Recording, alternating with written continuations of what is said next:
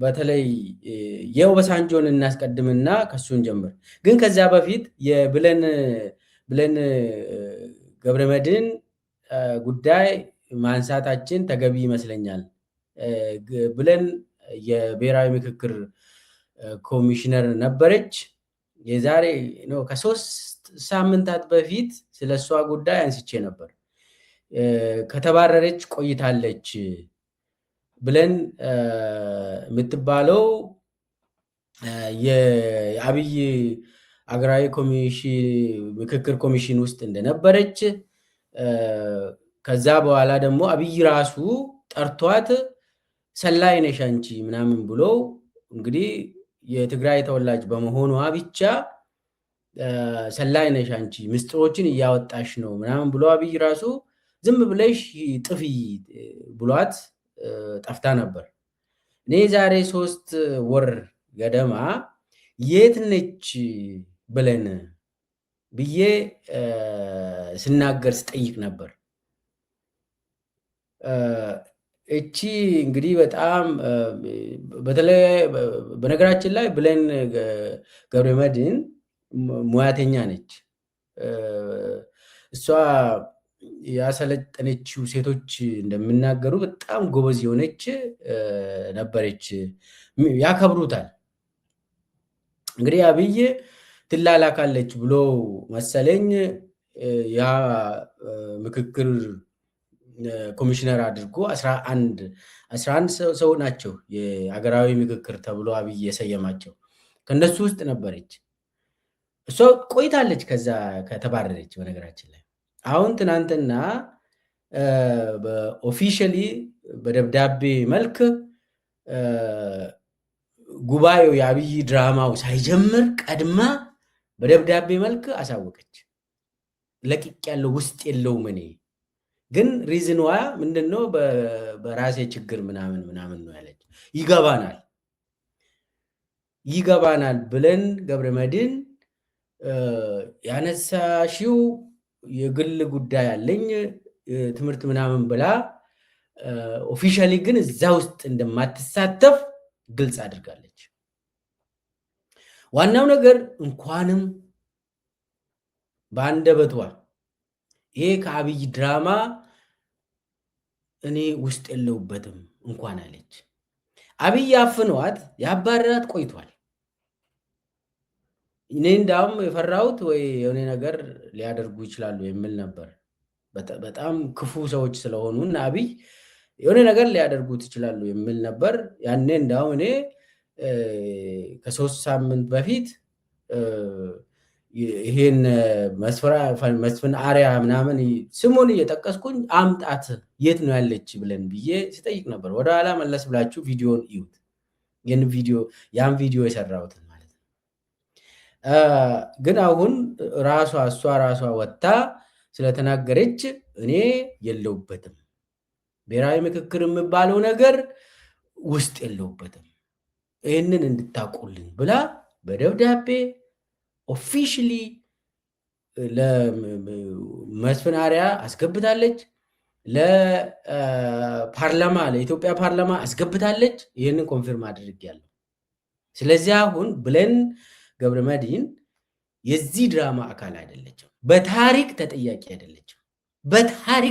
አይደለችም። ንጹህ ነች። ራሷን አጸዳች። ነገ ይጀመራል ድራማው። የአብይ ድራማ ነገ ይጀምራል። እሷ ሳይጀመር በፊት የፈለገ ነገር ይምጣ ብላ፣ በነገራችን ላይ ጀግና ነች፣ በጣም ጀግና ነች። ይሄ ድራማው ነገ ቲያትሩ ነገ ነው የሚጀምረው። ቀድማ እኔ ከታሪክ ተወቃሽነት ወጣው ብላ በአደባባይ ተናገረች። እንዳውም ቴንኪዩ የምትባል ነች። ሰው ምስጋና ይገባታል ብለን ገብረመድህን በጊዜ ከዛ ስለወጣሽ ያንን ደግሞ በግልጽ በአደባባይ ስላደረግሽው ምስጋና ይገባሻል። ጀግና ነሽ። ኢትዮጵያ ሕዝብ ያክብርሻል። እነሱ ዘሪሽን ቆጥሮ ምናምን እንደዚህ አንቺ ትግሬ ነሽ ምናምን ብሎ አፍኖሽ ነበር። ያንን ሰብሬሽ ነው የወጣሽው። አንቺ ለሁሉም ኢትዮጵያውያን ነው የተናገርሽው። ያው በግል ጉዳይ ነው ምናምን ብላ ነው የጻፈችው። እሱን እንረዳለን። በአብይ ሀገር ውስጥ በአብይ ከተማ ውስጥ አዲስ አበባ ማለት ነው እንደዛ ተብሎ ነው የምጻፈው። እንረዳለን። ምንም ችግር የለውም። እዛ ላይ ስህተት ነው ምናምን ከአንቺ አይጠበቅም። ያ ብቻ ግን አሁን በዚህ ሰዓት ከደሙ ንጹህ መሆንሽን ስላረጋገጥሽ በታሪክ ጀግና ትባላለሽ እንጂ የእውነት ጀግና ነሽ እንጂ ጫካ ከገቡት እንደው አይተናነስም። ይሄ ለምን አብይ በዚህ ራሱ ያብዳል፣ ይታወቃል። በዚህ እንዴት ነው ይህንን ደብዳቤ የጻፍሽው ይላል። ውስጥ የለውም እኔ ወጥቻለሁ እንዴት ነው የምትይ? ዝም ብለሽ ጥፊ ነው የተባልሽ ነው አብይ የሚለው። እሷ ግን ግልጽ ስላደረገች በጣም በጣም ልትከበር ይገባል። አሁን አብይ ያሰበው ብሌን ገብረመድህን ትግረኛ ተናጋሪ ብልጽግና መስሏታል ማለት ለአብይ እንደዛ ነገር ይሄ ከተማ አዲስ አበባ ላይ የሚቀመጡ ጌታቸው ረዳ እንትን ይሄ አይዲፒ የሚባሉ የሀገር ውስጥ ተፈናቃዮች የሚባሉ ጌታቸው ረዳና የእሱ ስምረት የሚባል ቡድን ይሄ ሌሎቹ ዜጎችን አይካተትም። ዜጎቹ የትም ቦታ መኖር ይችላሉ። ጌታቸው ረዳና የእሱ የአብይ ተላላኪዎች ግን ከመቀሌ ተነቅለው ፈርቶ ሸሽተው አዲስ አበባ የመሸጉ የአብይ ተላላኪዎች አይዲፒዎች ናቸው። የውስጥ ተፈናቃዮች ናቸው። እነሱ ጌታቸው ረዳ የውስጥ ተፈናቃይ ነው። ጻድቃን የውስጥ ተፈናቃይ ነው ማለት የፖለቲካ ማለት ነው። እዚህ ላይ የፖለቲካ የውስጥ ተፈናቃይ የሚባል አለ። አሁን እኮ ደብረ ጽዮን አላባረሩም እኮ ጌታቸውን እራሱ ፍርቱ ነው ይሄድ ፎር ሹር ደብረ ጽዮን ጌታቸውን አያስሩ፣ ጻድቃንም አያስሩ ፎር ሹር። ታደሰ አሁን ከደብረ ጽዮን ጋር አይደለ እንደሚሰራ አብሮ ቁጭ ብሎ ነው አይደለ ፕላን የሚያደርጉት። ይሄ እኮ የታወቀ ነገር ነው ማለት ታደሰ ራሱን ገምግሞ ሁኔታውን አይቶ ዞሮ ዞሮ ከትግራይ ህዝብ ጋር ነው የሚቆሙ። እንደ ጌታቸው ረዳ እዚህ መጥተው ኦሮሞን አይሰድብም፣ አማራን አይሰድብም፣ ትግራይ ህዝብ ላይ ወንጀል አይሰራም። አብዛኛው ይታወቃል። ሌባ ከሆኑ ግን ሆዳም ከሆኑ ግን ይታወቃል ለማለት ነው። ይሄ የት እንደሚሄዱት ገንዘባቸውን ነው የሚያባሩት። ኤኒዌይስ የብሌን ገብረመድህን በጣም ሲሪየስ ስለሆነ እሱን ሬኮግናይዝ ማድረግ ያስፈልጋል። አሁን ይሄ ሀገራዊ ምክክር ተብሎ አመራሮቹ ከ11 ደርሷል። በነገራችን ላይ 11 ነበሩ መጀመሪያ ብዬ ሾማቸው። ከዛ ውስጥ አንዱን በታክቲክ ነው የገደሉት። አቶ ዘገየ አስፋውን ውጭ ሀገር ወጥተው እንዳይታከሙ ተከልክለው እሳቸው ጦር ኃይሎች እንዲገቡ ተደርጎ የልብ ህመምተኛ ነበሩ። በዶክተር የተጻፈላቸውን ሪፈራል ተደርጎ ውጭ እንዲወጡ ተጠይቀው አብይና ብርሃኑ ጸጋዬ የፓስፖርታቸው ዲፕሎማቲክ ፓስፖርታቸው ላይ እንትንን እምቢ ስላሉ እየጎተቱ ቀን እንትን እየተባለ በፕሮሲጀር ምናምን አድርጎ ከ4 ምናምን ቀን ሁሉ የወሰደበት እንትን በዛው እንዲሞቱ ተደረገ። አቶ ዘገየ አስፋው። ከዛም ሌላም አንድ ሰው ስማቸውን ረስቻለሁ፣ እሳቸውም ከአመራርነት ለቋል። ስለዚህ አሁን የአብይ ድራማ ሰሪዎቹ 11 እንዲሆኑ ነበር አብይ የፈለገው። መጨረሻ ላይ አሁን 8 ናቸው። የመነመኑ 8 ሆኖ ነው። በአዋጁ መሰረት እንትን ሲያቋቁሙ አዋጅ ነበረው። በአዋጅ ነው አብይ ያቋቋማቸው። ከዛ በአዋጁ መሰረት ሰው ከዛ ከሞተ ወይ ደግሞ ስልጣኑን ከለቀቀ ወዲያውኑ ይተካል ይላል። አብይ ግን እንዳይተኩ አደረገ። ያው ለድራማውን እንኳን ከጅምሩ ስለማያውቁ አይገባቸውም ምናምን ብሎ ማንም ሰው አይተካም ተባለ። አሁን ከ11 8 ደርሰዋል። 8ቱ ድራማውን ፐርፎርም እያደረጉለት ነው ለአብይ። ሲፈልግ እነኚህ አንድ እግራቸው እንትን መቃብር ውስጥ ነው፣ አንድ እግራቸው ደግሞ እዚህ እየሰሩ ነው ይላል አብይ ሰብሰብ አድርጓቸው። አሁን ብሌን ያኔ አንድ እግሯ መቃብር ውስጥ ገብቷል። ስለዚህ ብሌን እኮ አንድ እግሯ መቃብር ውስጥ ስላልገባ ወጣች። አብይ እኮ ሰውን ይሰድባል ማለት በቃ እንደዛ አይባልም። ኤኒዌይስ እነ መስፍን አርአያ እንኳን እውነት ነው፣ አንድ እግራቸው መቃብር ውስጥ የገቡ ወንጀል ሰርቶ ሁለተኛውንም እግር ወዲያውኑ እዛ እንደሚያስገቡ ነው። ያንን ስለሚያውቁ ቶሎ ቶሎ ወንጀል ይሰራሉ እና ለብሌን እውቅና መስጠት ይግድላል ለማለት ነው። ሌላው ከዚህ ጋር እንግዲህ ብሌን ከፎቶው ማየት ትችላላችሁ። ከዚህም በፊት መድረክ ላይ እንደነበረች ፊቷን አይታችሁ ታውቃላችሁ። እዚህ ጫፍ ላይ የምትገኘው ማለት ነው። ከዚህ ጋር ተያይዞ እንግዲህ የአጠቃላይ የኦባሳንጆን እንየው። ይሄ ኦባሳንጆ የሚባል አሁን አዲስ አበባ ገብቷል። የብሔራዊ ምክክር ምናምን ብለው ገብቷል። አብይም ያንን እንትኑን በጣም በሚገርም ሁኔታ ጓደኛዬ እንትናዬ በቃ ወዳጄ ምን ኤቭሪቲንግ ብሏል። አዲስ አበባ ገብቷል።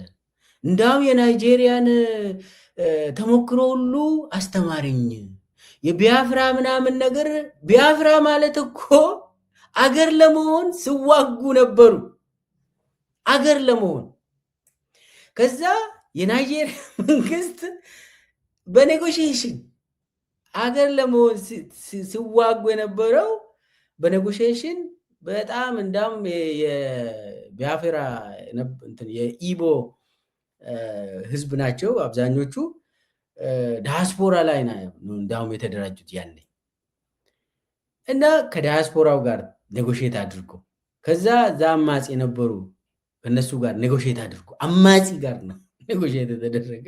ከዛ በኋላ ቢያፍራ አገር ሳትሆን በቃ እዛ ውስጥ በዲሞክራሲ ራሷን እንድታስተዳድር ተደረገ። ያንን ተሞክሮ ተማርኩ ይላል። ምንድነው አሁን ብልጽግናዎችን ሰብስቦ ስለማይሆን ነገር ተማርኩ ይላል። ኤኒዌይስ ምንድን ነው ይሄ? ኦባሳንጆ ወታደር ነው። ከወታደር ባክግራውንድ ነው የናይጄሪያ ፕሬዚዳንት የሆነው። አብይም እንግዲህ ከወታደር ነው የመጣሁት። አንድ ተራ ሬዲዮ ተሸካሚ የነበረው ወታደር ነኝ ብሎ ይጠራል። አብይ በምንድን ነው ቤት በኩል ነው የትኛውን ተዋግቶ ነው ሹመት ያገኘው? ምንም የለም እኮ ዝም ብሎ የራሱ አለቆቹን ይረዳል። ያኔ ሬዲዮ ኦፕሬተር ነው። ከዛ ውጭ ምንም እኮ የለውም። የሰራዊት አባልም አይባልም። እሱና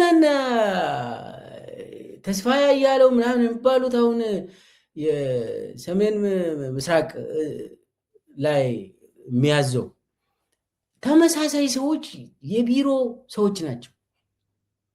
ቢሮ ውስጥ የሚሰሩ የሚረዱ፣ ከዛ ውጭ ሬዲዮ ኦፕሬተር ሆኖ አንድም ነገር ሳይተኩሱ ስልጣን የያዙ ሰዎች ወታደር ራሳቸው ወታደር ያደርጋሉ። ኤኒዌይስ እሱ ላይ አይደለም ዛሬ የምናወራው። ኦባሳንጆ መጀመሪያ ላይ የተመለመለው በምርጫ ጊዜ ነው። ይሄ ምርጫ 2021 የዛሬ 5 ዓመት አብይ አህመድ ተቃዋሚ ፓርቲዎችን አስሮ ትግራይ ላይ ጦርነት አውጆ ምርጫ ሲያካሄድ ኦባሳንጆ መጥተው የአፍሪካ ህብረት ዋና ቡድን ታዛቢ ቡድን ስመራ የነበረው ከዛ መግለጫውን መለስ ብላችሁ እዩት። መግለጫው ምንድነው ያለው? እንደው እንዲህ አይነት ምርጫ ተካሂዶ አያውቅም አፍሪካ ውስጥ ጻዳ ያለ ምርጫ ተካሄደ ብሎ መግለጫ አወጣ። ይሄ ነገር መቼ ነው የሆነው?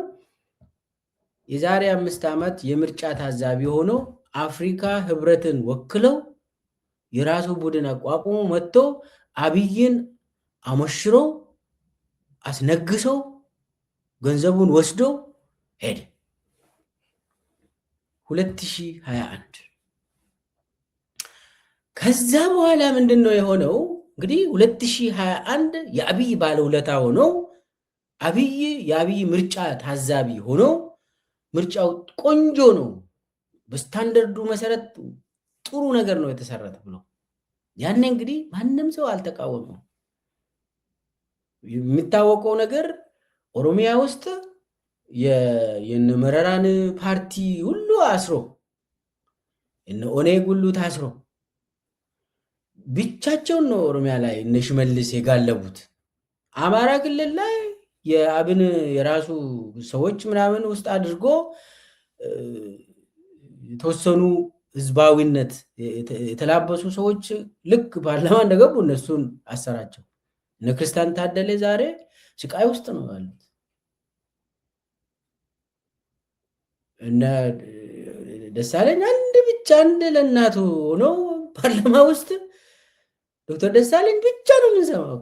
አንድ ኢትዮጵያዊ ለ5 ዓመት ሙሉ ብቻውን ሆኖ ፓርላማ ውስጥ ከዛ ውጭ የለም ለማለት ነው። ከዛ ውጭ ያን እንግዲህ ኦባሳንጆ ሰብሰብ አድርጎ የብልጽግናን ፓርላማና ክልል አካባቢ አስገብቶ ጦርነትንም አስጀምሮ ሄደ። ከዛ ያንን ትንሽ ቆይቶ ደግሞ ጦርነቱን ደግሞ ያስጀመርከውን ጨርስ ብሎ አብይ ወጠራ። ከዛ ዋና የአፍሪካ ህብረት እንትንን ወክለው አስታራቂ ኮሚቴ ሆኖ መጣ። አስታራቂ የትግራይ ኃይልና የአብይ መንግስት ለማስታረቅ ምናምን ብሎ ያኔ እንግዲህ ሁሉም ሰው ሰላም ይፈልጋል። ሰላም ስለሚፈልግ ፕሪቶሪያ ስምምነት የሚባል ነገር መጣ። ፕሪቶሪያ ስምምነት ላይ ዋናው ነገር ትግራይ ሰላም ይፈልጋል፣ አብይ ግን ጊዜ መግዣ ነው የሚፈልገው፣ ጊዜ ይፈልጋል። ያንን እንትን ፕሪቶሪያ ስምምነትም ለአብይ እንዲሆን አደረገ። ከተፈራረሙ በኋላ ምንም አይነት ስራ ላይ ዋለ አልዋለ የኦባሳንጆ ጉዳይ አይደለም። ፕሪቶሪያ ስምምነትን የጣሰው ያስጣሰው ቁጥር 1 ኦባሳንጆ ነው። ሌባ በገንዘብ የሚሄድ እኔ አሁን አርጅቷል ይሄ ሰውዬ። ዶላር እየሰበሰበ የት ነው የሚያስቀምጠው? አንዳንዴ እኮ ሳስብ እዛ መንግስት ሰማያት አካባቢ ባንክ ተከፍተዋል ወይ ምናምን ትላለህ። እዛ ይዘህ የምትሄድ ነገር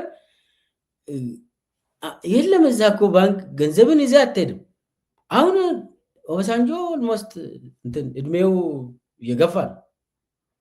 የት እንደሚያስቀምጥ ግን አይታወቅም። እኔው ያ ነገር አለ። አሁን ደግሞ ወደ መቀሌ እየተመላለሰ ለአብይ ስራ ይሰራል። በየጊዜው እየሄደ ወደ ጦርነት እንዳትገቡ፣ እንደዚሁ ቀጥሉ፣ ብሎኬድ ውስጥ ነን ብሎ ትግራይ ህዝብ እየተራበ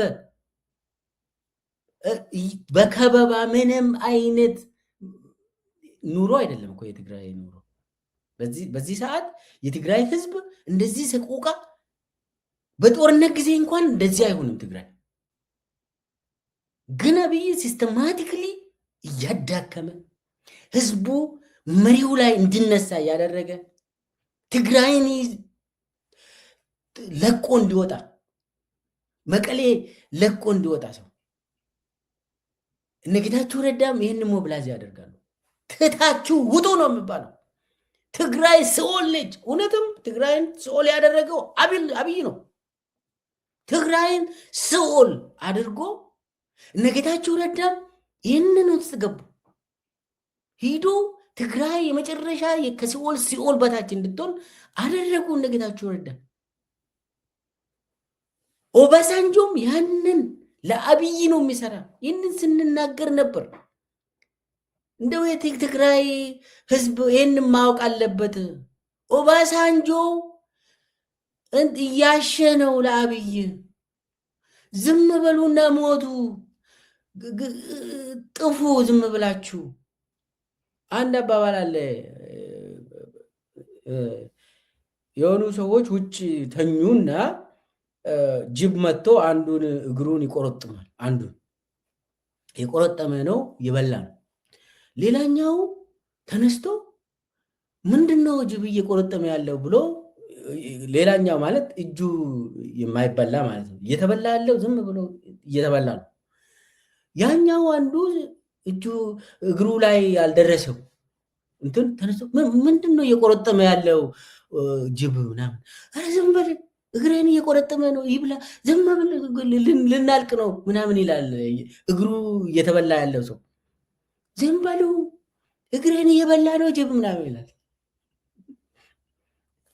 እንዲህ አይነት ጉዳይ ውስጥ ገባን። ዝም በሉ የትግራይ ህዝብ እያለቀ ነው ይለቅ፣ ዝም በሉ የኦሮሞ ህዝብ እያለቀ ነው ምንድን ነው ምናምን። ከዚህ በለጥ ይኸውላችሁ፣ ከዚህ ባሴ ምንም ነገር አይመጣም። ይህንን ኦባሳንጆ ዝም በሉ ልታልቁ ነው ይላል። ጌታቸው ረዳም ዝም በሉ ልታልቅ ነው ይላል። እና ይሄ ኦባሳንጆ የሚባለው የአብይ ተላላኪ ነው። የአብይ ተላላኪ ነው። በጦርነት ጊዜም በምርጫ ጊዜም ይኸውላችሁ፣ ሁለቱም የስልጣን ምንጭ ነው። ወይ ምርጫም የስልጣን ምንጭ ይሆናል፣ ወይ ጦርነት የስልጣን ምንጭ ነው።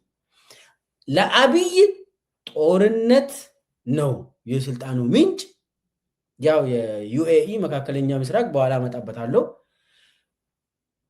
ያው ምርጫ ደግሞ ጦርነትን ይደግፋል። ጦርነቱ እንዲቀጥል የሚያደርግ ነው ምርጫ። ዋናው የአብይ ስራ ጦርነት ነው። ምርጫ ደግሞ ለዛ ድጋፍ ሰጪ ነው። ሶ ኦባሳንጆ ተቀጣሪ ነው እያልኩ ነው እኔ። ለእሱም ዝም ብዬ አይደለም፣ እኔ መረጃ አለን። እንዴት እንደሚከፈለው፣ ቤት በኩል እንደሚወስደው፣ የትኞቹ ደላላዎች ለሱ እንደሚከፍሉ ሁሉ አውቃለሁ። ከነስም ዝርዝር አውቃለሁ። የአብይ ደላሎች ከመንግስት አይደለም የሚከፈለው ለሱ። የአብይ ደላሎች አሉ። አፍሪካ ላይ የሚሰሩ ደላሎች ተመድቦ አሉ። ውጭ ሀገር በተለይ ደግሞ አውሮፓ፣ አሜሪካ እየተመላለሱ ለአብይ ሎቢ ስራ የሚሰሩ ክፍያ የሚፈጽሙ ደላሎች አሉ። እነኚህ ደላሎች ትልልቅ ሪል ስቴቶች ይሰጣቸዋል። ኢትዮጵያ ውስጥ አዲስ አበባ ላይ ትልልቅ የመንግስት ባጀት ያገኛሉ። አክሰስ ቱ ዶላር የነሱ ነው። ወርቅ ለነሱ ይሰጣል። በእጅ አዙር ደግሞ ይሄንን ስራ ይፈጽማሉ። ለስልጣኑ ለአብይ ስልጣን ያልሆነ ነገር ምንም አይጠቅምም ነው በቃ ቲዮሪው። ስለዚህ ኦባሳንጆ የአብይ ቅጥረኛ ነው። ምንም ከዚህ ላይ የምትጠራጠሩ ሰዎች ካላችሁ ፈትሹ። የት ሆቴል ነው የሚያዝለት? ማን ነው ቡክ የሚያደርግለት? ክፍያውን የሚፈጽመው ማን ነው ብላችሁ ጠይቁ፣ ታገኛላችሁ። ኮራፕትድ ሰውዬ ነው ይሄ ሰውዬ። የኢትዮጵያ ህዝብ አለቀ አላለቀ፣ የትግራይ ህዝብ እንደዚህ ሆነ፣ አማራ እንደዚህ፣ ኦሮሞ አለቀ፣ የሱ ደንታ አይደለም። እሱ ንግድ ላይ ነው፣ ፈታ ብሎ እየነገደ ነው። ገንዘብ ነው ጉዳዩ። በቃ ትራንዛክሽን ነው ኤቭሪቲንግ። ምን አገኛለሁ ብሎ ነው እዚህ ውስጥ የሚገባው። አሁን ደግሞ የአብይ ትልቁ የክረምት አጀንዳ እስከ መስከረም ምንድነው ከተባለ ምክክር ነው። ይሄ ሀገራዊ ምክክር የሚባለው አጀንዳ ትልቁ አጀንዳ ነው። አብይ በዚህ ሰዓት ጦርነት የሚባል ነገር መስማት አይፈልግም። በዚህ ሰዓት ጠላቱ ነው ስለ ጦርነት የሚያወራ ማለት ለአብይ ይሄ ምክክርም ጦርነት ነው። አሁን አብይ ይህንን ምክክር ምናምን ሲያደርግ ምናምን ጦርነት እያካሄደ ነው። አብይ ጭንቅላቱ ውስጥ ጦርነት ነው። ሁልጊዜ የሚያሸንፈው አካል አለ እና አብይ ለዚህኛውም ጦርነት ለዚህኛውም ምክክር ይዞ መጥቷል። ጦርነት ነው የአብይ። ይሄ ዝም ብሎ አሁን እንመካከር ኢትዮጵያውያን እየተመካከሩ ነው ምናምን ይህ ውሸት ነው። እሱ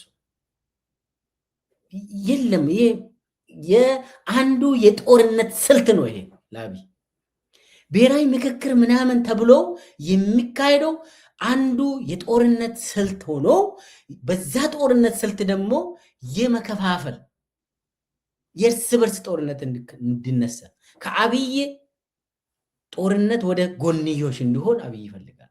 ስለዚህ ሰዎችን አምጥቶ ፕሮፓጋንዳ አድርጎ ሰው ተስማምቶ አንድ ላይ ሆኖ አብይን ከስልጣኑ ሪሙቭ ማድረግ ሳይሆን አጀንዳ ዳይቨርሽን የሆነውን ነገር ስለ ፌዴራሊዝም፣ ስለ አንቀጽ 39፣ ስለ አዲስ አበባ፣ ስለ ወልቃይት፣ ስለ ራያ፣ ስለ ደራ፣ ስለ ምናምን መተከል እንደዚህ ድሬዳዋ እያልክ ጊዜን ታጠፋለህ።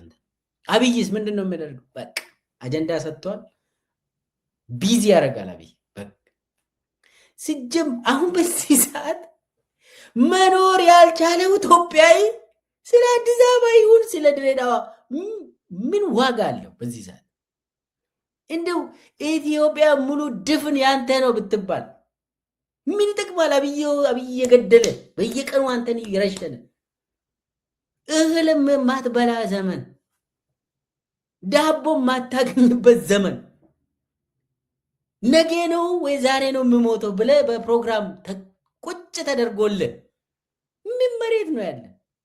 ምን ሀብት ነው ያለ? ያፈራውን ሀብት አፍኖ አብይ አይወስድም። መሬት ተው የአብይ ነው። ክስ ውስጥ ያለውን ገንዘብ የማን ነው? አብይ ውስጥ። አሁን የአብይ ስርዓት ምንድን ነው የሚያደርጉት? አንተ 1 ሚሊዮን ብር ከባንክ አካውንት ካለ ያፍናሉ፣ ያስራሉ። ከዛ በኋላ ስጠን ገንዘብ ይላሉ። እምቢ ካልክ ይረሽኑና ይወስዳሉ። ይሄ ነው የሚሆነው። አማራ ክልል ውስጥ፣ ኦሮሚያ ክልል ውስጥ ሻኔ ይባላል። ከዛ ከገደሉ በኋላ ፋኖ ምናምን ጽንፈኛ ይላሉ። ምንድን ነው አንተ?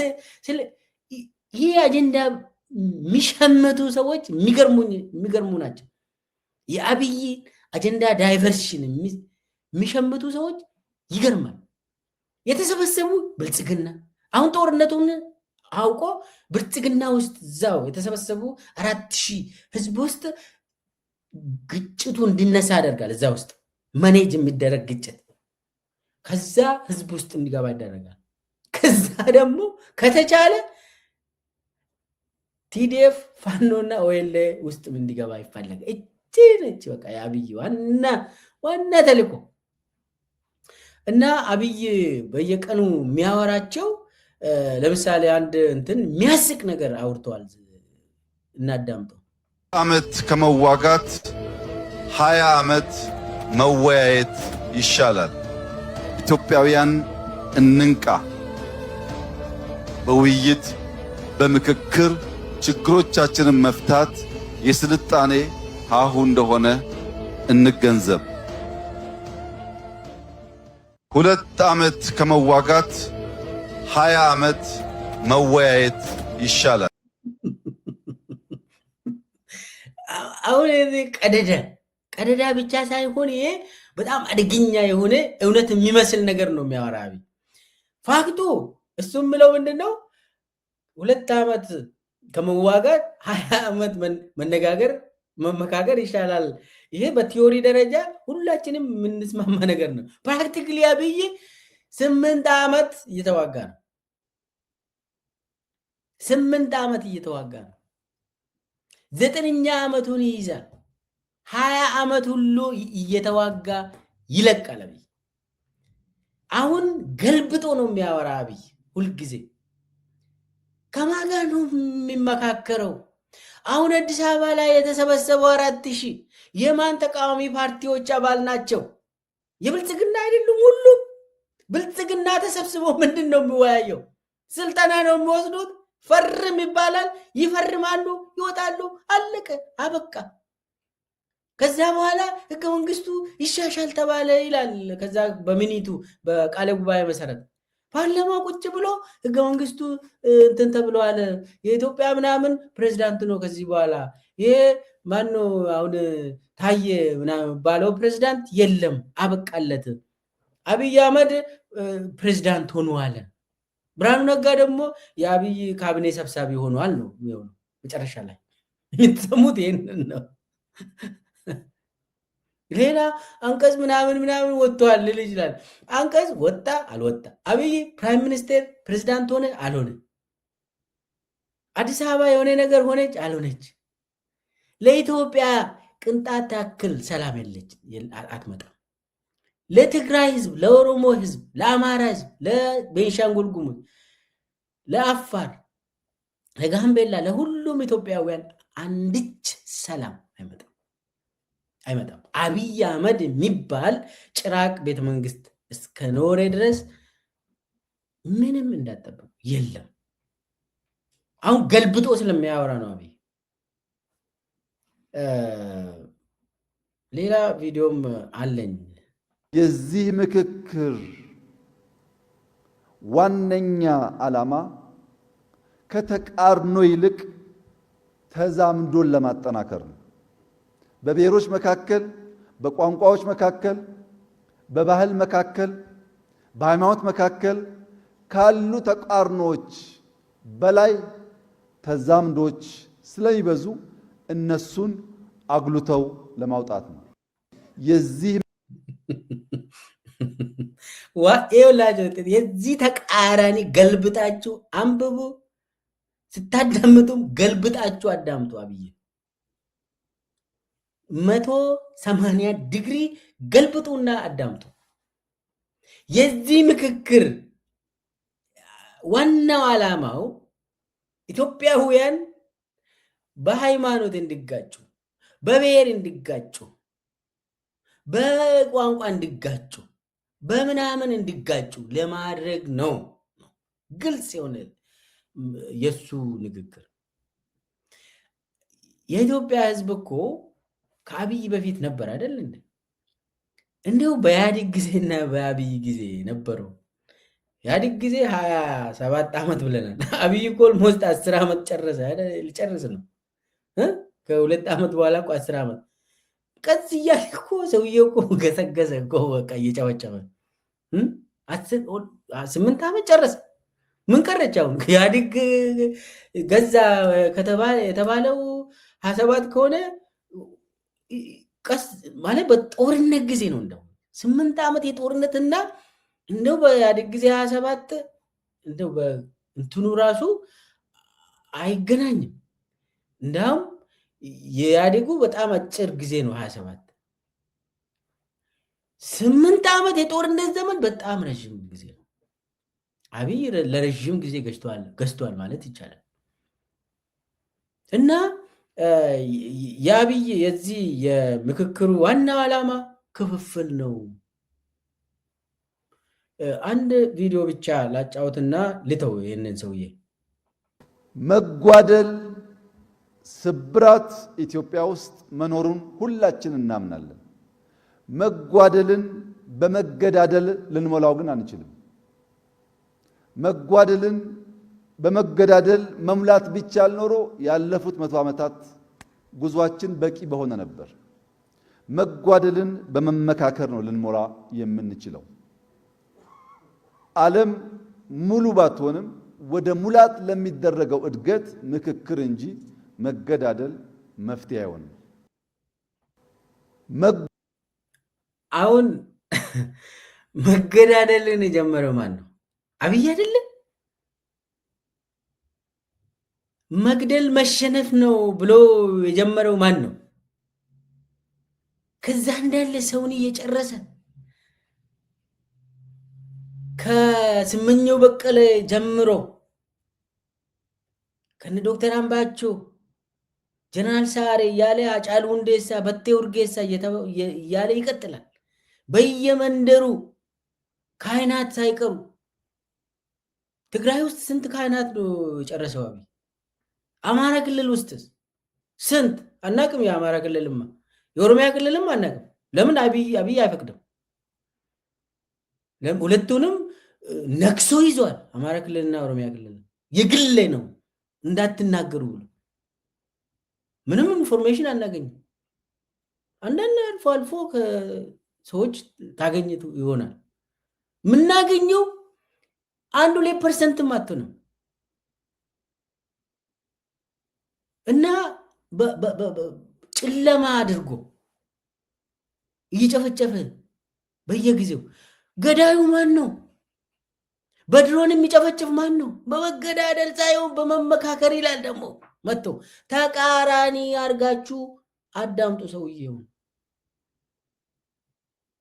እሱም ብለው ስልጣን በመገዳደል ብቻ ነው፣ ምክክር የምንለው ለድራማ ነው እያለ ነው።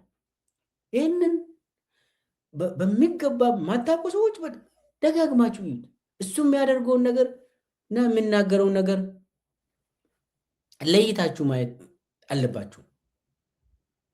እሱ የምናገረው ምናልባትም ከሁላችንም የበለጠ አሳምሮ ሊናገር ይችላል። አንዳንዴ ግን ያመልጠዋል፣ ይናገራል ፋክቶቹ። አንዳንዴ ለምሳሌ የሚያደርገውን እንደነ አፄ ዮሐንስ ምናምን ብሎ ደብረ ማርቆስ ላይ እሱ ያወራውን ብትወስዱ ከአሁ ያመለጠ ነው። እንደዚህ አይነት ይደብቅ ነበር።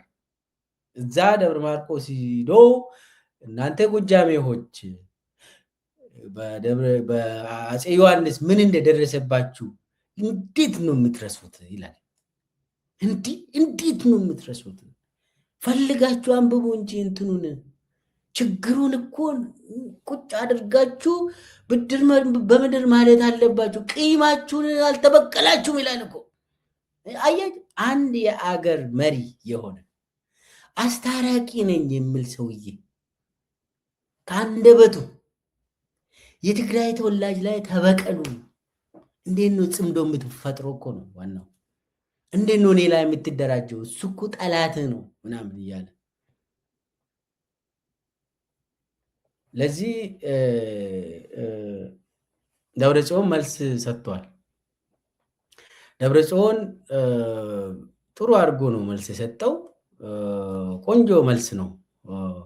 እንዳውም ደብረጽዮንም የቲፒኤልኤፍ እንትንም አብይ ዘረኛ መልእክትን ነው ያስተላለፈው ብለዋል። ከዛ አልፎ ደግሞ የትግራይና የአማራ ህዝብ ወንድማማች ናቸው፣ መርዝ ነው እኛ መካከል እየተሰራጨ ያለው ብሎ ተናግሯል። ይህንን ወንድማማችነት የአማራና የትግራይ ወንድማማችነት ጥረት ማለት ለብዙ ዘመናት የቆየውን ነገር የበለጠ እያሳደግን እንሄዳለን ብሏል ደብረጽዮን። ከደብረጽዮን ጋር በብዙ ነገር እንለያያለን። ነገር ግን ህዝባዊ በሆነ ነገር በአማራና በትግራይ መካከል መሆን ያለበት ህዝቦች አብሮ መኖር አለባቸው፣ መተባበር አለባቸው በሚለው ላይ እንስማማለን። የትግራይ ህመም የአማራ ህመም ነው፣ ወደድክም ጠላ። አንዱ ስታመም ሌላው ከሳቀ ጊዜው ይመጣል፣ ያ አንዱም ያለቅሳል። ይህ እንትኑ የተያያዘ ነው። ስትደሰት አንድ ላይ ነው የምትደሰተው። ለዚህ ነው ጠላት ከፋፍሎ አንተን የሚገዛ። ጠላት ከፋፍሎ አዳክሞ በጎጥ በቋንቋ በሃይማኖት በሁሉም አቅጣጫ ያዳክማል። አሁን እኮ ዜጋ የሚባል እንደ ኢትዮጵያ አንድንን የሚለው አብይ ፊት ትረሸናለህ። ወረድ ብለህ በጎታች ድረስ መውረድ አለብን። ለአብይ ከአብይ ጋር ለመኖር እኔ አማራ ነኝ፣ እኔ ትግራዋይ ነኝ ብቻ በቂ አይደለም። እኔ ጎጃሜ ነኝ፣ እኔ ምናምን ነኝ፣ ምናምን እኔ አክሱም ነኝ ምናምን ማለት አለብን። እኔ ራያ ነኝ ወረድ ማለት። ከዛም ካለፈ ደግሞ ራሱ አብይ ያለው ምስራቅ ጎጃም ነኝ እንጂ ጎጃም ሙሉ አይደለውም ማለት አለብን። ለአብይ ወረድም እያልክ መከፋፈል አለብን። ራስን አዳግመ ከዛ በኋላ አብይ አንተን ይገዛል፣ ብቻውን ይገዛል። ስለዚህ አሁን ደብረጽዮን ትግራይ ክልላዊ መንግስት ፕሬዚዳንት ያለው በተለይ ህዝብን በተመለከተ በጥንቃቄ የተናገረውን እጋራለሁ ለማለት ነው። የህወሓት መሪ ነው። አዎ። የትግራይ ክልል መሪ ነው። አዎ። የትግራይ ህዝብ ነው የሚወስነው፣ ምልኬሳ አይደለም ያንን የሚወስነው። ለትግራይ ህዝብ ግን መቆም የግድ ነው። የትግራይ ህዝብ እንደዚህ ሲሰቃይ፣ የአማራ እንደዚህ ሲሰቃይ ካልተባበሩ እብድ ናቸው ማለት ነው። የአብይ እንዴት ትሆናለህ? የግድ ይላል አማራና ትግራይ ወይ መተባበር፣ ኦሮሞና ትግራይ ወይ መተባበር፣ ኦሮሞና አማራ መተባበር ግድ ይላል። ይሄ የህልውና ጉዳይ ነው። እንደ ህዝብ እየጠፋ ነው። ይህ ህዝብ አሁን ቤንሻንጉል ጉሙዝ ውስጥ እየተደረገ ያለው በርታ፣ አሁን ቤንሻንጉል የሚባሉ ከዛም ጉሙዞች ጭምር እየተደረገ ያለው በጣም አስከፊ ነው። ጠላት ተብሎ የቤንሻንጉል ተወላጆች በርታ፣ ድሮ በርታ የሚባሉ እየተሰቃዩ ነው። በአሁኑ ሰዓት በጣም ማይኖሪቲ ስለሆኑ ድምፅ የላቸው፣ ግን በየቀኑ በብዛት እየተገደሉ ሬሳቸው ውሃ ውስጥ ነው የምጣለው። ድምፅ የላቸው። አብዛኛው ያው ኢትዮጵያ ውስጥ ዋና ዋናዎቹ ናቸው። በጣም በየጊዜ ምን ጮህ ለአናሳው ማህበረሰብ ማናችንም አንናገርም። ይህ ስህተት ነው። ለአናሳ ብሔረሰቦችም መናገር ግዴታ ነው። መናገር አለብን። ይሄ የሰብአዊነት ጉዳይ ነው። እኔ አብይን ብቻ የመቃወም ሳይሆን ለህዝብ ለሰው ልጅ መቆርቆር ያስፈልጋል። ለምንድን ነው የምረሸነው? አንደኛ መሬታቸው ወርቅ አለው። ያንን ወርቅ ትፈልጋለህ። ህዝብን እየጠረክ እየጨፈጨፍክ መሆን የለበትም። እና በጣም የሚያሳዝን ነገር ነው። ደብረጽዮን ትንሽ ወደ መጨረሻ አካባቢ ላይ ጨው ለራስ ስትል ጣፈጥ፣ ከዛ ውጭ ድንጋይ እና ትወረወራለህ ምናምን አለው አብይ። አብይማ መልስ መጠጥ አለበት። ስለዚህ ጨው ለራስ ስትል ከተባለው እንግዲህ አብይ በፍጥነት የቃል መልስ ይሰጣል የሚል ግምት አለኝ። አብይ ቺቺን ይናደዳል። ቃላት ምናምን ጦርነትም አይችልም አብይ። እና ጦርነትን በዚህ ሰዓት አብይ አይፈልግም። ከትግራይ ጋር ብሞት አይፈልግም። እንደዚህ አራ እዛ ውስጥ አይገባም። አውቆ ዛሬ አሁን ይልማ መርዳሳ በጣም ስቱፒድ የሆነ እንትን ኢቲቪ ላይ ይልማ መግለጫ ሲሰጥ የሆነ ሲለጠፍለት ይላቸው። በአንድ በኩል አብይ በምክክር ብቻ ነው በቃ ኢትዮጵያውያን አንገዳደል፣ በቃ ጦርነት የሚባል ነገር ይቁም ምናምን ይላል። በሌላ በኩል ደግሞ ይልማ መርዳሳና ማነው ብርሃኑ የሚባለው ብርሃኑ ጁላ ተላላኪ ወጥተው ይደነፋሉ። ምንም ማንም ጠላት ከውስጥም ከውጭም አይነኩንም እያሉ ምክክር ላይ ናችሁ አይደለ እንዴ? አፋችሁን ዘግታችሁ ምክክሩን አጨርሱም እንዴ? እንደዚህ በጠመንጃ ይዛችሁ የምትፎክሩት። በአንድ በኩል በጠመንጃ የሚመጣ ነገር የለም ይላል አብይ። ዛሬ ሀገራችን የምትሻው ጠመንጃ ያነገቡ ሳይሆን በሀሳብ ብስለትና በእውቀት የተሰናዱ አይታየኝም። የሰላም ታጋዮች ነው የምንፈልገው ይላል። አሁን አብይ ጠመንጃን አይፈልግም በዚህ ሰዓት እና የሀሳብ ፍጥጫ ነው የምንፈልገው ይላል አብይ። በዚህኛው ደግሞ በኢቲቪያቸው ደግሞ የሚያሳዩት ጦርነትን እንጨርሳቸዋለን፣ ማንም ሰው አይችለንም ይላሉ። ወጥቶ በጠመንጃ በጄት ምናምን ወጥቶ ይልማ ዛሬ ያለው ፕሮፓጋንዳ ይሰራል። አቅም የላቸውም። ወታደራዊ አቅማቸው ተዳክሟል። ያንን ለመሸፈን መጥቶ ይደነፋሉ ብርሃኑ ጁላና ይልማ። አብይ ደግሞ ጠመንጃ አንፈልግም፣ የሰላም ታጋዮች ነው የምንፈልገው፣ በጠረጴዛ ዙሪያ ነው በቃ የምንጨርሰው ይላል አብይ። የአብይ እዚህ ላይ ማየት ያለባችሁ ገልብጣችሁ ነው ብያለሁ። አብይ የሚፈልገው ከጠመንጃ ብቻ ነው የሚሰማ እያለ ነው። ጠመንጃን ኢትዮጵያን በቃ የጠመንጃ ሀገር አደረገ፣ ጦርነት ሀገር አደረገ። ይህንን ደግሞ የሚያግዙት እነ ኦባሳንጆ መጥተዋል። ኦባሳንጆ አሁን ድግስ ላይ ይገኛል። መክፈቻው ላይ እንትን እያደረገ ነው።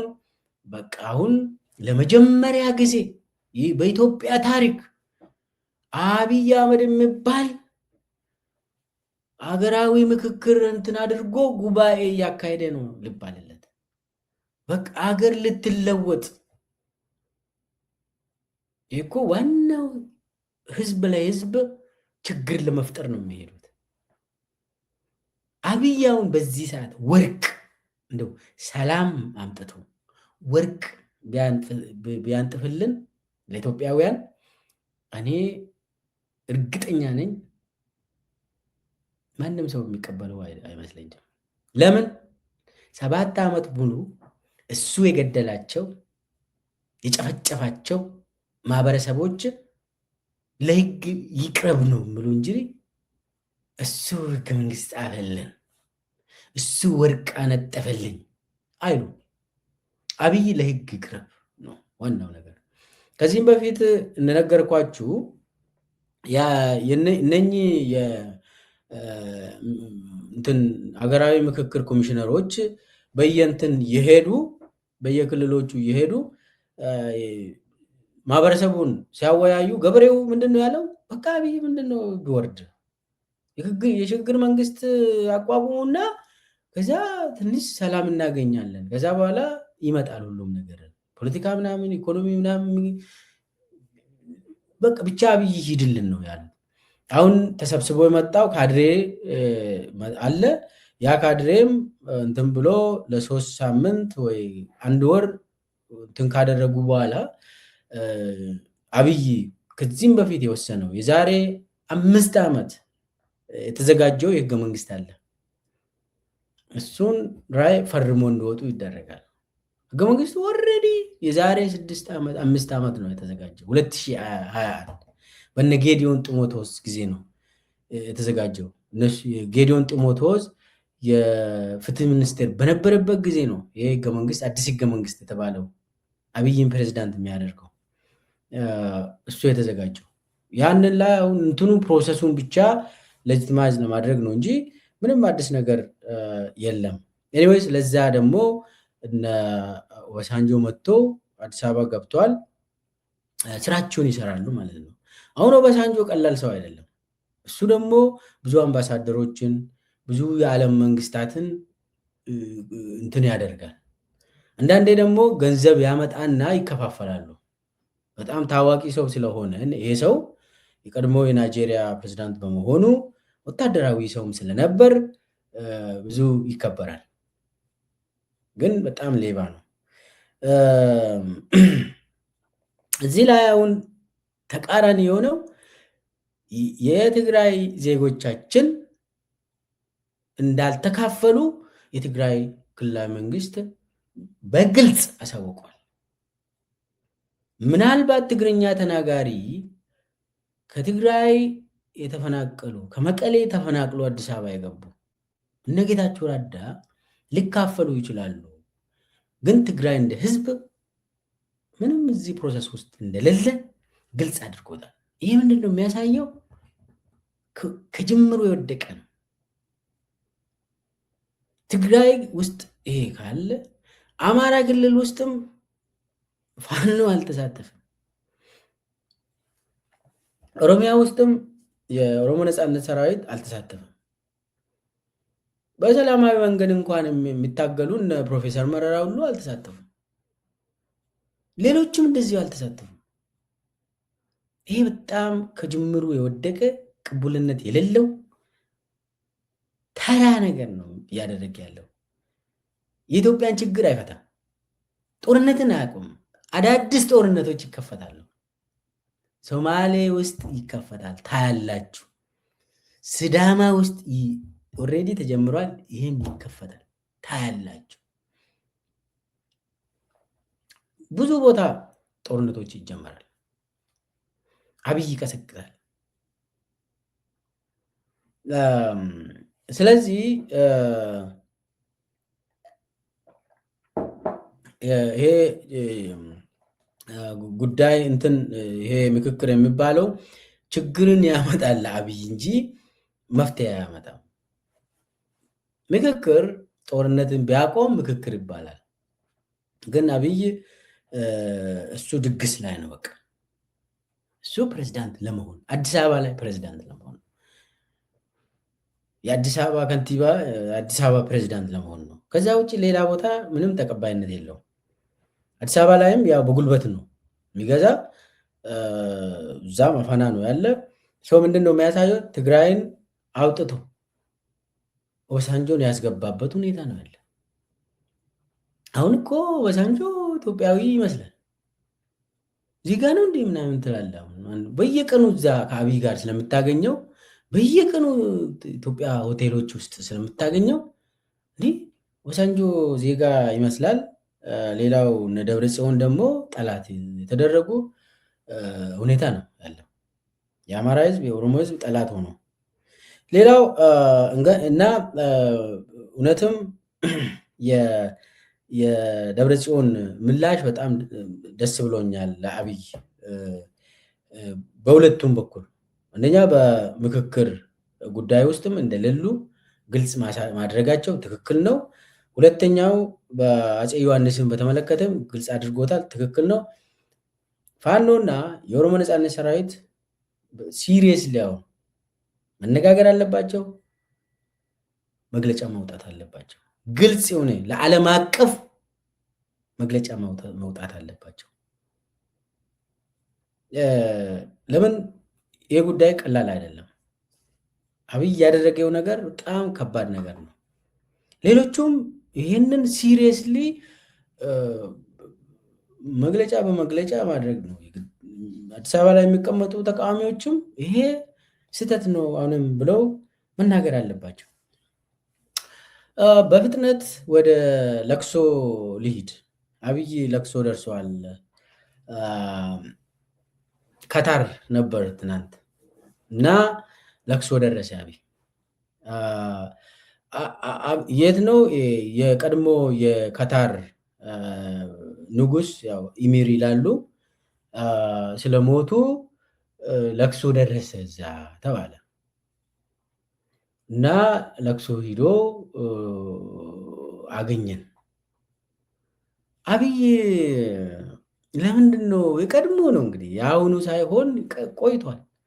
የቀድሞ የካታር መሪ ሞተ ተብሎ ሰው አስለቃሽ ሁሉ ተጭኖ እንዴት ነው ካታር የሚካሄደው?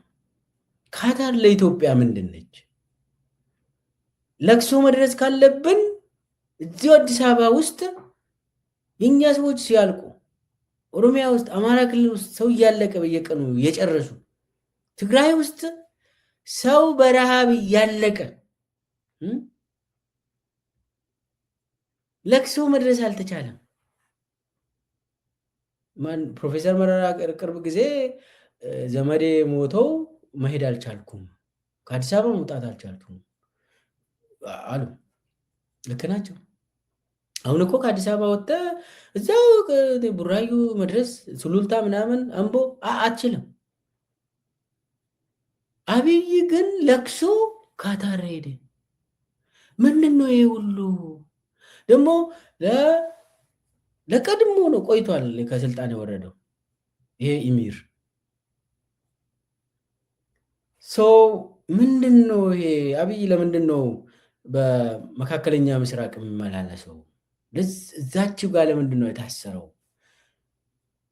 በዚያው ዓመት የመሐመድ ቤን ዚያድ ልደት ላይ እንደው ሚሳይሎች ከኢራን ወደ ዩኤኢ እየተተኮሱ ላዩ ላይ ጥይቶች እያለፉ አብይ እዛ ውስጥ እንደምንም ብለው አቡዳቢ ሂዶ ልደት ላይ የመሐመድ ቤን ዚያድ ልደት ላይ ሃፒ በርዝዴይ ብሎ ተመለሰ።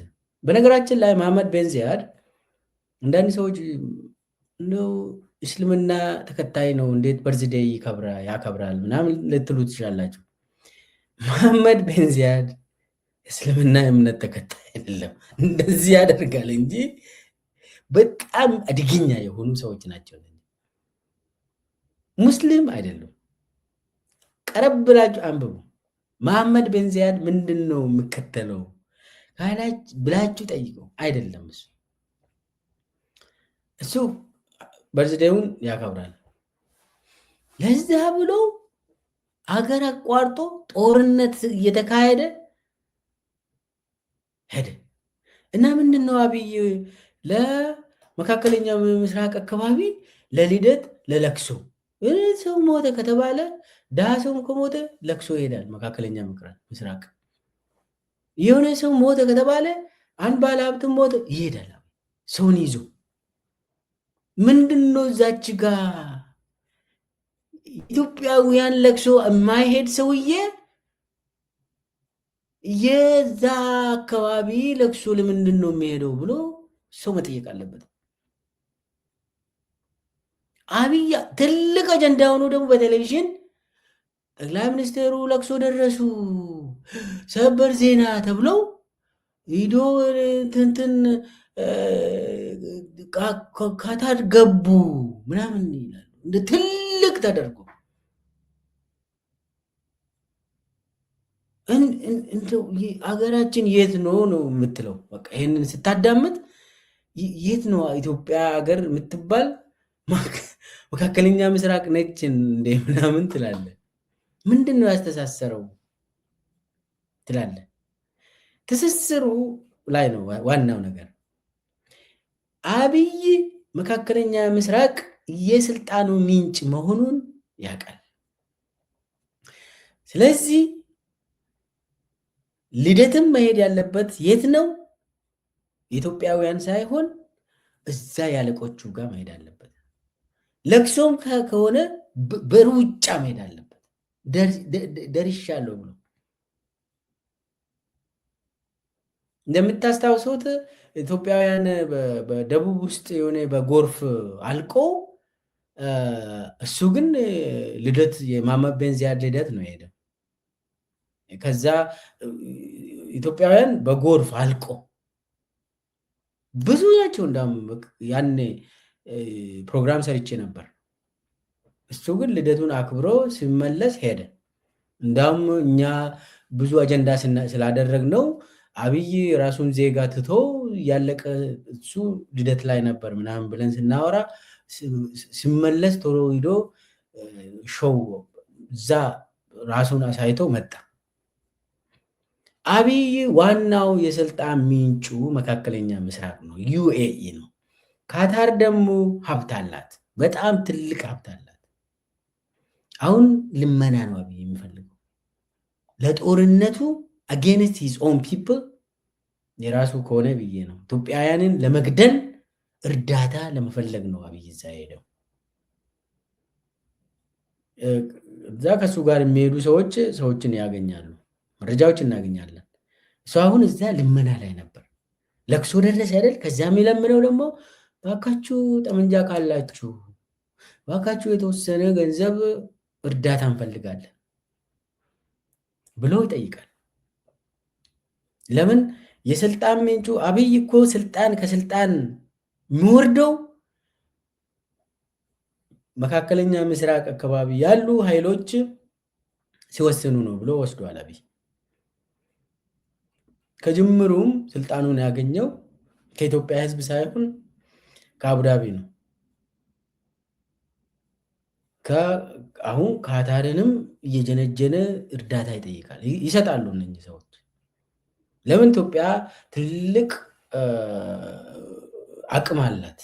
የኢትዮጵያ ሕዝብ አለ፣ የኢትዮጵያ ሀብት አለ፣ የኢትዮጵያ ታሪክ አለ። ለዛ ብሎ እነኚህ ሰዎች በአንድ በኩል ኢትዮጵያ እንድትፈርስ የሚፈልጉ አሉ፣ በሌላ በኩል ኢትዮጵያን ይፈራሉ። ስለዚህ ይህንን ሰው ከያዙ ደግሞ ከላይ ያለውን ሰው ይዘናል ብሎ ስለሚያምኑ፣ ስለዚህ ኢትዮጵያን ከፈለጉ ማዳከም፣ ከፈለጉ መበተን፣ ካልቻሉ ደግሞ መቆጣጠር።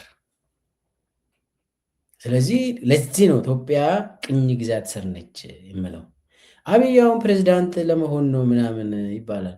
ፕሬዚዳንት ለመሆን ልክ እንደ አሜሪካ ፕሬዚዳንት አይደለም። ዩኤኢ እኮ መሐመድ ቤን ዚያድ ፕሬዚዳንት ይባላል። ምርጫ የለም። አብይ ፕሬዚዳንትነትን ይፈልጋል። አዎ ይፈልጋል፣ ግን ደግሞ ያለ ምርጫ መምራት ይፈልጋል አብይ። ስለዚህ በየቀኑ ኢትዮጵያውያንን እየረሸነ እየጨፈጨፈ ለገንዘብ ልመና እዛ ሄዶ ለመስገድ ደግሞ መካከለኛ ምስራቅ ይሄዳል። የእሱ አለቆች እሱ ተጠሪነቱ ለመካከለኛ ምስራቅ ስለሆነ በአደባባይ በሚዲያ እያስነገረ ለቅሶ ደርሻለሁ ብሎ እንትን ያደርጋል። ስለዚህ በአጠቃላይ የኢትዮጵያ እጣ ፋንታ በኢትዮጵያውያን እጅ ነው ያለ። ይሄ ምክክርም ይሁን ለቅሶ መድረስም ይሁን ልደት መሄድም ይሁን የኢትዮጵያን ጉዳይ መወሰን የለበትም። የኢትዮጵያ ችግር በኢትዮጵያውያን መፈታት አለበት። ጣልቃ ገብነትን የምናቆመው ስንተባበር ነው። መሬት ላይ በትንንሽ ነገሮች ይህ ሆሪዞንታል የሆነ ጎንዮሽ ጭቅጭቆችን መተው አለብን። ይሄ ያንቺ ነው የኔ ነው ምናምን የሚባለው ነገር አይሰራም። ምንም የለህም፣ በዚህ ሰዓት መብት የለም፣ ለመኖር ራሱ መብት የለም፣ ሌላ ጉዳይ ይቅርና። ስለዚህ መተባበር ነው። አብይ የሚያሰራጨው መርዝ መግዛት የለብንም። በዚህ ሰዓት ምንም ሌላ አማራጭ የለንም። እዛ ጋር የተሰበሰቡ እንኳን የአዲስ አበባ ኮንቬንሽን ሴንተር 4,000 የሚሆኑ ጉባተኞቹ ራሱ ማሰብ ያለባችሁ አብይ ፈንጅን እየቀባበረ ነው። ህዝብ ለህዝብ ግጭትን ነው እያፈበረከ ያለው። አብይ የሚፈልገውም ያንን ነው። ትብብር እንዳይመጣ ፈርቶ ነው። ኦሮሞ፣ አማራ፣ ትግራይ፣ ቤንሻንጉል ጉሙዝ፣ አፋር፣ ሶማሌ ሁሉም ሲዳማ ይተባበራሉ ብሎ ስለሚፈራ ለሁሉም አሁን ለማጣላት አጀንዳ አለው አብይ። አሁን እኛ ወደ ጎንዮሽ ከጀመርነው አብይ ይሳካለታል ማለት ነው። ከዛ መውጣት ያስፈልጋል። ይሄ የብልጽግና ምክክር ድራማ የሚከሽፈው ስንተባበር ነው። ዋናው አብይ እሱ የሚፈልገው እቺን ጦርነት ማስቀጠል ነው። ጦርነትን ማስቀጠል ነው። ጊዜ የገዛ ዎር ኦፍ አትሪሽን ነው የሚያካሄደው። የማዳከም ስራ ነው የሚያካሄደው። በውስጥ በኩል ፋኖ እንዲፈርስ እያደረጉ ነው። ኦሮሞ ነፃነት ሰራዊትም እንዲፈርስ ብዙ ቢሊዮን ገንዘብ እያፈሰሱ ሽማግሌዎች፣ ዘመድ አዝማድ፣ የሃይማኖት አባቶችን እየላኩ በአማራ ክልል፣ በጎጃም፣ በጎንደር፣ በወሎ ጫናዎች አሉ። ተጨባጭ ጫናዎች አሉ። በገንዘብ ነው ደግሞ እየደለሉ ያሉ። ወጣቱ ተቸግሯል፣ ገንዘብ ይፈልጋል ብለው። ስለዚህ ትግራይንም በሂደት እያዳከሙ ነው። በነገራችን ላይ መተባበር ያስፈልጋል። ተባብሮ የመጨረሻውን ነፃነት ማግኘት ይቻላል።